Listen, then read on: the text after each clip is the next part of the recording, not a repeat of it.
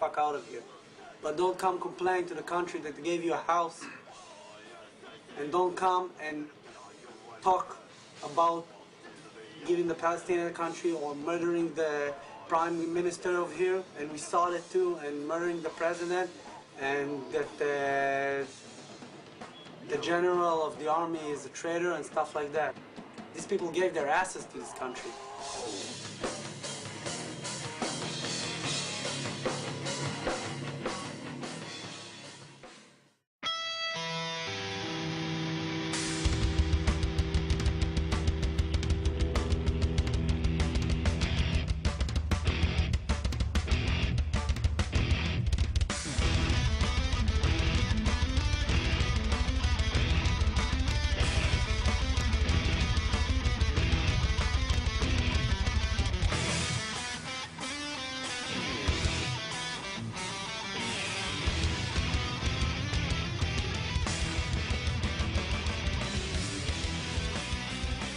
We even had one of our biggest fans in Israel blow up on a bus, and that tortured me. I just couldn't, like, for 2 weeks I just wasn't myself. I just can't handle it. I heard this like explosion going on, and I didn't know what's going on, because sometimes we have like the Navy tests some weapons or whatever, and then like 10 minutes later we heard there was like a suicide bomber exploding in a bus, right, like 5 minutes away from here walking.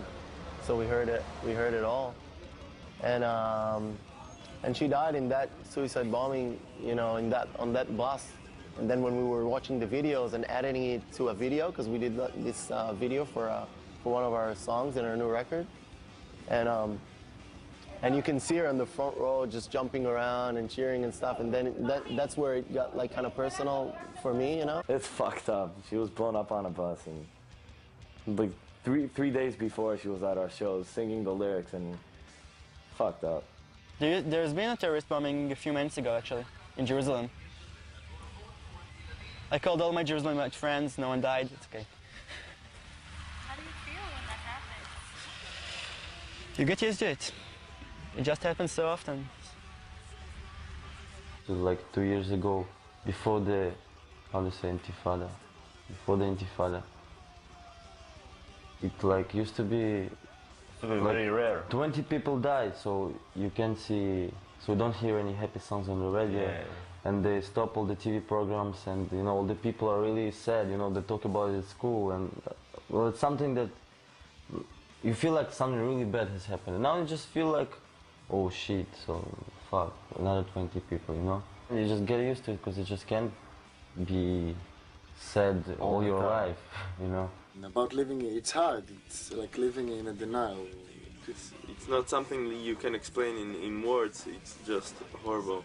You wake up in the morning, you read about 20 people killed, and it really makes you, it's like bitter and cynical, you know? It's like you have a gig, and then the morning of the gig, you have a terror act, and the parents don't let their children go out of the house. They say, no, don't go to a public place, don't go to a show. It can be bombs.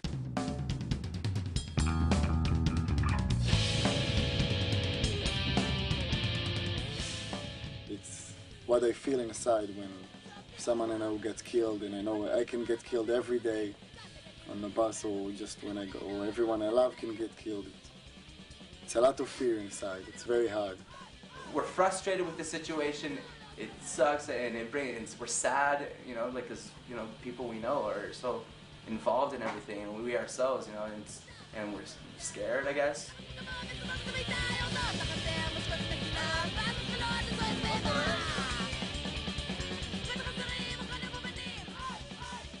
You look at buses, you look at stuff, you know, at least me, you know, I don't ever go on a bus or anything like that since this whole suicide bombing started. So we had like bombings every day, and maybe sometimes twice a day. And we had to have a guard here in the entrance to the shop that used to guard this whole area of, you know, restaurants and whatever you have here. Just here, a guy was standing here and just checking out everyone who just wants to go in the stores and stuff like that. And a lot of those, you know, guards were all over the place. Like everywhere you went, you see those guards everywhere, just, you know, trying to see that there's no one that looks, you know, fishy. It's just, that's the reality right now. One of our lead singers, we have two, died in by a suicidal bomber on the bus.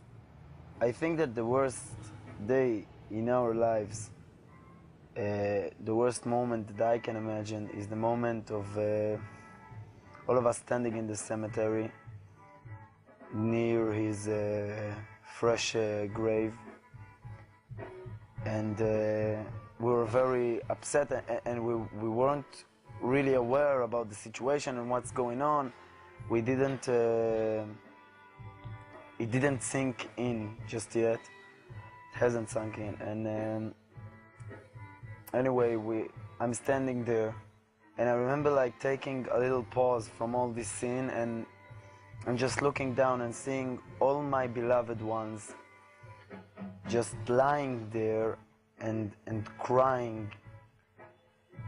And it was a terrible sight for me. We were all just crushed. The hardest part was, I think, when it did sink in that we're not going to see Omri again. You need to understand, Omri was the glue.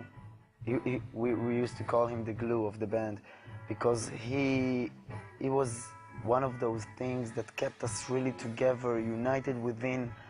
He was a source of power to us. And we've lost a member, we've lost, if you'd like, a comrade in our struggle, and we've lost a member of the band, we lost a brother, and we lost our best friend. I think, and one of the things that I appreciate here in this group is that after we've been traumatized that seriously, we still are able to...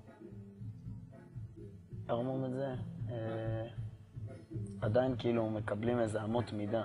We still get to set it into some sort of perspective. I mean by that not all Arabs are bad. We are very aware, and that's, I mean, this is one of our, this is the universal truth for us.